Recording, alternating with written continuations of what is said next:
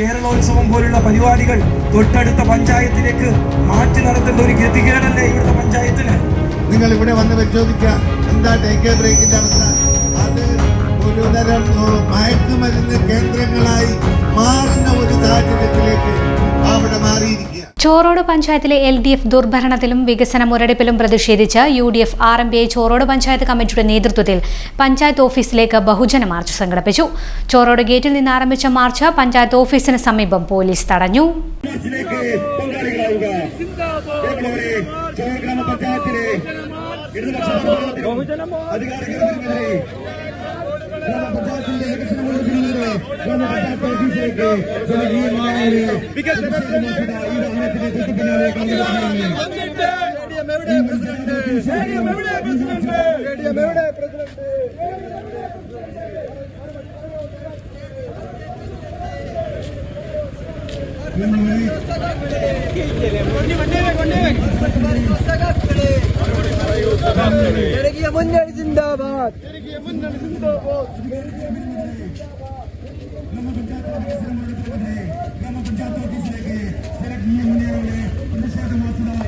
നാണമില്ലേ നിങ്ങൾക്ക്?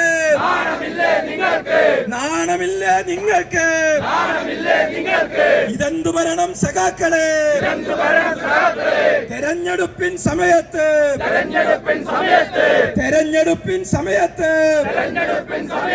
സ്റ്റേഡിയത്തിൻ പേര് പറഞ്ഞ് അധികാരത്തിൽ കേറിയിട്ട്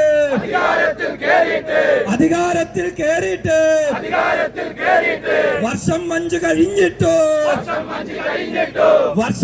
കഴിഞ്ഞിട്ടോ സ്റ്റേഡിയം എവിടെ പ്രസിഡന്റ്?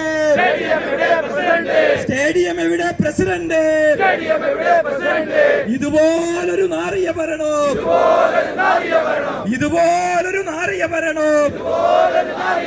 കേരള ജനത കണ്ടിട്ടില്ല.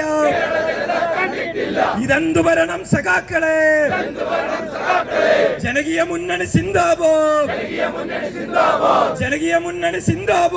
പ്രതിഷേധ ധർണ മുസ്ലിം ലീഗ് സംസ്ഥാന കമ്മിറ്റി ട്രഷറർ പാറക്കൽ അബ്ദുള്ള ഉദ്ഘാടനം ചെയ്തു.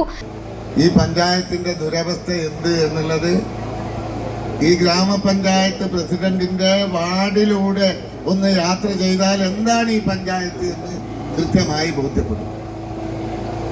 അവിടെയാണ്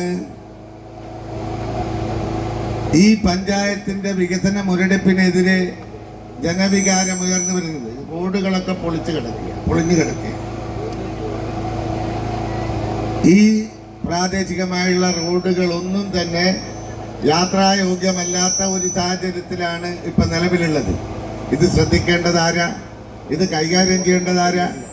പഞ്ചായത്താണ്. പഞ്ചായത്തിന് അനക്കമില്ലാത്ത ഒരു സാഹചര്യം.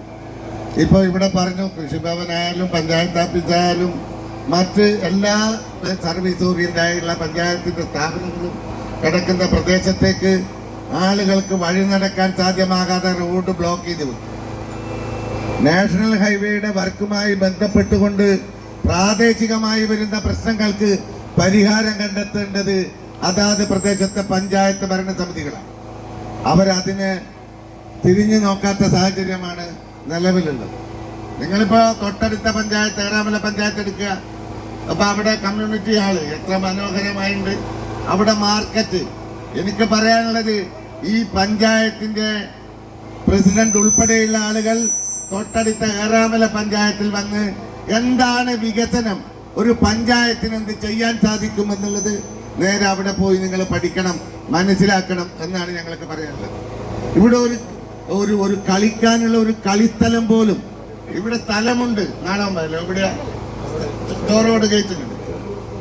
അവിടെ അതൊന്ന് ഇവിടെ കുട്ടികൾക്ക് കളിക്കാൻ, അവർക്ക് പിന്നെ വൈകുന്നേരങ്ങളിൽ ഒന്ന് റിലാക്സ് ആകാനൊക്കെ എല്ലാ പ്രദേശങ്ങളിലും പഞ്ചായത്ത് ഭരണസമിതി ഇതുമായി ബന്ധപ്പെട്ട് കുട്ടികളുടെ വലിയ വിശേഷിച്ച് ആരോഗ്യ പ്രശ്നം കൂടിയാണ്.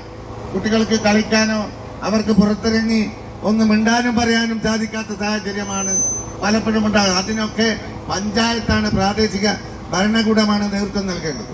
ഒരു ശൗചാലയം അവിടെ പോകാൻ മിനിയാന്ന് പന്തൽ കെട്ടി സമരം, എന്താ ചെത്ത കെട്ടി സമരം യൂത്ത് ലീഗുകാരൻ നടത്തിയിരുന്നു അല്ലേ? UDYF നടത്തിയത്. അവിടെ നേരത്തെ അധ്യക്ഷൻ സൂചിപ്പിച്ചതുപോലെ ഒന്ന് മൂത്രമൊഴിക്കാൻ പോയാൽ അല്ലെങ്കിൽ മലമൂത്ര വിസർജനത്തിന് പോയാൽ അവിടെ വെള്ളമില്ലാതെ എങ്ങനെയാണ് ഈ ശൗചാലയം മുന്നോട്ട് കൊണ്ടുപോവുക? അപ്പൊ ഇത് സൂചിപ്പിക്കുന്നത് എന്താ? ജനങ്ങളോടൊരു പ്രതിബദ്ധതയുമില്ല. ജനങ്ങളോട് ഒരു ടേക്ക് എ ബ്രേക്ക് പല സ്ഥലങ്ങളിലുണ്ട്. നിങ്ങൾ ഇവിടെ വന്ന് പരിശോധിക്കുക, എന്താ ടേക്ക് എ ബ്രേക്കിന്റെ അവസ്ഥ? അത് ഒരു തരം മയക്കുമരുന്ന് കേന്ദ്രങ്ങളായി മാറുന്ന ഒരു സാഹചര്യത്തിലേക്ക് അവിടെ മാറിയിരിക്കുകയാണ്. അപ്പൊ ഇതൊക്കെ ശ്രദ്ധിക്കേണ്ടതാരാണ്? അപ്പൊ ഇവിടെ നേരത്തെ ഇത് നിങ്ങളുടെ മുദ്രാവാക്യം കിട്ടു, ഇതെന്ത് ഭരണം?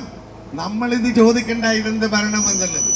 മിനിയാന്ന് ഈ ഇടതുപക്ഷത്തിലെ ഏറ്റവും വലിയ രണ്ടാം കക്ഷിയായ CPI ജനങ്ങളോട് ചോദിക്കുക, ഇതെന്ത് ഭരണം? CPIയുടെ സംസ്ഥാന സെക്രട്ടറി ചോദിക്കുകയാണ്, ഇതെന്ത് ഭരണമാണ് എന്ന്. അപ്പൊ ഭരണം ഇവിടെ മാത്രമല്ല, എല്ലാ സ്ഥലത്തും പരാജയപ്പെട്ടു പോയൊരു ഗവൺമെന്റ്. ഏത് രൂപത്തിൽ എന്ന് ഞാൻ പറയേണ്ടതില്ല. ഇവിടെ അഴിമതിയാണ്, മുച്ചൂടും അഴിമതിയാണ്.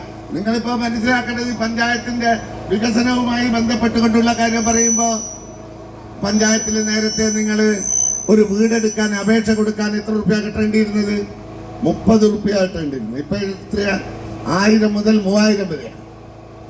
നേരത്തെ പെർമിറ്റ് ഫീ എത്രയാ നിങ്ങൾ കെട്ടേണ്ടത് ഒരു വീടെടുക്കാൻ? 555 റുപ്യ. ഇപ്പോഴെത്രയാ? 8000 ചില്ലാനോ റുപ്യ. നേരത്തെ ഭൂനികുതി എത്രയായിരുന്നു? അതിന്റെ എത്ര മടങ്ങാണ് വർദ്ധിപ്പിച്ചത്? വീട്ടുനികുതി എത്ര മടങ്ങാണ് വർദ്ധിപ്പിച്ചത്? ഇതൊക്കെ വർദ്ധിപ്പിച്ചിട്ടും ഈ പഞ്ചായത്തിലെ ജനങ്ങളുടെ ആവശ്യങ്ങളോട് പൂർണ്ണമായും മുഖം തിരിഞ്ഞു നിൽക്കുന്ന ഒരു സാഹചര്യമാണ് ഇവിടെയുള്ളത്. കോൺഗ്രസും ലീഗും വോട്ട് ചെയ്താൽ എത്ര വോട്ട് ഭൂരിപക്ഷത്തിന് ജയിക്കുമെന്ന് ഈ നാട്ടിലെ ജനങ്ങൾക്കൊക്കെ അറിയാം. എങ്ങനെ ജയിച്ചു? ഈ രാജ്യത്തെ ജനങ്ങൾ ഈ CPMന്റെ ഈ നെറികേടിനെതിരെ, പക്ഷപാതിത്വത്തിനെതിരെ, വികസന മുരടിപ്പിനെതിരെ അതിശക്തമായ നിലപാടെടുത്തത് കൊണ്ടാണ് ഷാഫി പറമ്പിൽ 1,14,500 ചില്ലാനം വോട്ടിന് ജയിച്ചു വന്നത്. അതുപോലെ ഇവിടെയും നമുക്ക് ജയിക്കാൻ ഈ പ്രദേശത്തെ UDF ജനകീയ മുന്നണിയോ മാത്രമല്ല, ജനം വേഴാമ്പലിനെ പോലെ കാത്തിരിക്കുകയാണ്. ഈ പ്രദേശത്ത് ഭരണം മാറി വരാനും ജനകീയ മുന്നണിയുടെ ഭരണം ഇവിടെ സ്ഥാപിക്കാനും ജനം കാത്തിരിക്കും വേഴാമ്പലിനെ പോലെ. നിങ്ങൾ ചെയ്യേണ്ടത് ഒരുമിച്ച് നിന്ന് ഐക്യത്തോടെ ഈ മുന്നണിക്കെതിരെ വീടുകൾ കയറണം. ഇവര് ധിക്കാരത്തിന്റെ എന്താ പറയാ തോന്നിയവാസത്തിന്റെ ആളുകളാണ്. അതാണ് ഒരു ജനപ്രതിനിധി, തെരഞ്ഞെടുക്കപ്പെട്ട ഒരു ജനപ്രതിനിധി. ആ ജനപ്രതിനിധിയെ അടിച്ചു മൂക്ക് പൊട്ടിക്കുക, അദ്ദേഹം ആശുപത്രിയിലാവുക, ദിവസങ്ങളോളം ആശുപത്രിയിൽ കിടക്കേണ്ടി വരിക.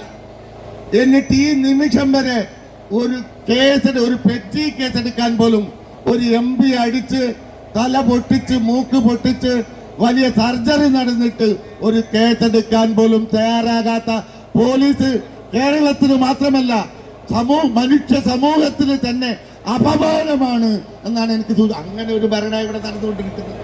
ആ ഭരണം തീർച്ചയായും നിങ്ങളുടെ ധാർഷ്ട്യവും ധിക്കാരവും ഒക്കെ ഏതാനും ദിവസങ്ങൾക്കകം ഈ രാജ്യത്തെ ജനങ്ങള് നിങ്ങൾക്കെതിരെ അതിശക്തമായ നിലപാടുമായി വന്ന് നിങ്ങളെ താഴെ ഇറക്കും. അതിനുള്ള മുന്നൊരുക്കം മാത്രമാണിത്. പഞ്ചായത്ത് ജനകീയ മുന്നണി ചെയർമാൻ അഡ്വക്കേറ്റ് നജ്മൽ PTK അധ്യക്ഷത വഹിച്ചു. സാധാരണക്കാരന്റെ പ്രശ്നമാണോ ബാങ്കിന്റെ താല്പര്യം? അല്ല. അവിടുത്തെ നിക്ഷേപകർക്ക് വരാൻ പറ്റുന്നില്ല, ബാങ്കിന്റെ കച്ചവടം നടക്കുന്നില്ല. അതുമായി ബന്ധപ്പെട്ട് ബാങ്കിന്റെ ഭരണസമിതി കോടതിയെ സമീപിച്ചു. അതും കൊണ്ടിരിക്കുകയാണോ നിങ്ങൾ? എന്തെങ്കിലും തരത്തിലൊരു ഇടപെടൽ നടത്താൻ നിങ്ങൾ സഹായിച്ചോ? ഇന്നലെ അവിടെ MP വന്നു, ജനങ്ങൾ മൊത്തം ആശങ്ക അറിയിച്ചിട്ടുണ്ട്. തീർച്ചയായും MP കൃത്യമായി ഇടപെട്ട് അതിന്റെ പരിഹാരം ഉണ്ടാക്കുമെന്നുള്ള വിശ്വാസത്തിലാണ് ഇപ്പോൾ അവിടെയുള്ള ആളുകൾ നിൽക്കുന്നത്. അതുകൊണ്ട് ഒട്ടനവധി പ്രവർത്തനങ്ങൾ, പഞ്ചായത്ത് റോഡുകൾ, എന്താണ് ഇതിന്റെ അവസ്ഥ? ഏതെങ്കിലും ഒരു റോഡ്, ഗതാഗത യോഗ്യമായ റോഡുകൾ ഇന്ന് പഞ്ചായത്തിലുണ്ടോ? പരിശോധിച്ചോ നിങ്ങൾ പറഞ്ഞത് ആ വകാത് നാഷണൽ ഹൈവേ അതോറിറ്റിയുമായി ബന്ധപ്പെട്ട് ആ റോഡ് അടക്കുമ്പോൾ, പണിയുമായി ബന്ധപ്പെട്ട് റോഡ് അടക്കുമ്പോൾ സമാന്തരമായ റോഡുകളൊക്കെ താര ചെയ്തു തരാൻ വന്ന് NHA അധികൃതരും വകാത് അധികൃതരും നിങ്ങൾക്ക് ഉറപ്പ് തന്നു എന്നുള്ളതാണ് നിങ്ങൾ പറയുന്നത്. പക്ഷേ ഈ സമാന്തര റോഡുകളുടെ അവസ്ഥ എന്താണ്? പൊട്ടിപ്പൊളിഞ്ഞു കിടക്കുകയാണ്. ഇന്നും ഗതാഗത യോഗ്യമല്ല. ഞങ്ങൾക്ക് ഒരു കാര്യമേ പറയാനുള്ളൂ, ഈ തരത്തിലാണ് നിങ്ങൾ പോകുന്നതെങ്കിൽ അതിശക്തമായ ഒരു സമര രംഗത്തേക്ക് തന്നെ ഞങ്ങൾ ഉണ്ടാവും. ഇതൊരു തുടക്കമായി നിങ്ങൾ കാണൂ. ഇതൊരു തുടക്കമായി നിങ്ങൾ കണ്ടാൽ മതി. ഒരു സ്റ്റേഡിയം, എന്താ ചോറോട് പഞ്ചായത്തിൽ ഒരു കളിസ്ഥലം, പുതിയ തലമുറയിൽപ്പെട്ട കുട്ടികൾക്ക് ഏതെങ്കിലും തരത്തിൽ അവരുടെ കായികമായിട്ടുള്ള അഭിരുചികൾ വളർത്തിയെടുക്കാൻ പറ്റുന്ന തരത്തിൽ ഒരു കളിസ്ഥലം ഈ പഞ്ചായത്തിലുണ്ടോ? ഒരു പൊതു ശ്മശാനമുണ്ടോ? കളിസ്ഥലം പോലും ഈ കേരളോത്സവം പോലുള്ള പരിപാടികൾ തൊട്ടടുത്ത പഞ്ചായത്തിലേക്ക് മാറ്റി നടത്തേണ്ട ഒരു ഗതികേടല്ലേ ഇവിടുത്തെ പഞ്ചായത്തിന്? ഒരു സ്റ്റേഡിയം ഉണ്ടായിരുന്നു ചോറോട് ഗേറ്റിൽ. എന്താ ഇപ്പൊ എന്താ അവസ്ഥ? കാട് പിടിച്ച് ആർക്കും ഉപകാരപ്രദമല്ലാത്ത രീതിയിൽ നിലനിൽക്കുക. ഇപ്പോ പഞ്ചായത്ത് അടിസ്ഥാനത്തിൽ ഒരു കമ്മ്യൂണിറ്റി സെന്റർ, ഒരു ഓഡിറ്റോറിയം എന്തെങ്കിലും നടത്താൻ ഈ പഞ്ചായത്ത് ഭരണസമിതിക്ക് സാധിച്ചിട്ടുണ്ടോ? UDF ചെയർമാൻ കോട്ടയിൽ Radhakrishnan, Satheesan Kuriyadi, KP Karunan, P Ismail, Sadasivan KK, Afnas Chorode, KK Rineesh, VC Iqbal, MT Nasar, Viswanathan K, Geetha Mohan തുടങ്ങിയവർ സംസാരിച്ചു. അഷ്കർ KM സ്വാഗതവും ശശി വള്ളിക്കട നന്ദിയും പറഞ്ഞു.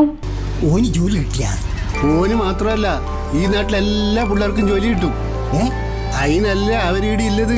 ഏതിരോ നീ ഏതിന്റെ കാര്യമായി പറയുന്നത്? നമ്മുടെ ശ്രീശങ്കരാചാര്യാണ്. തൊഴിലാണ് ലക്ഷ്യമെങ്കിൽ ശ്രീശങ്കരാചാര്യ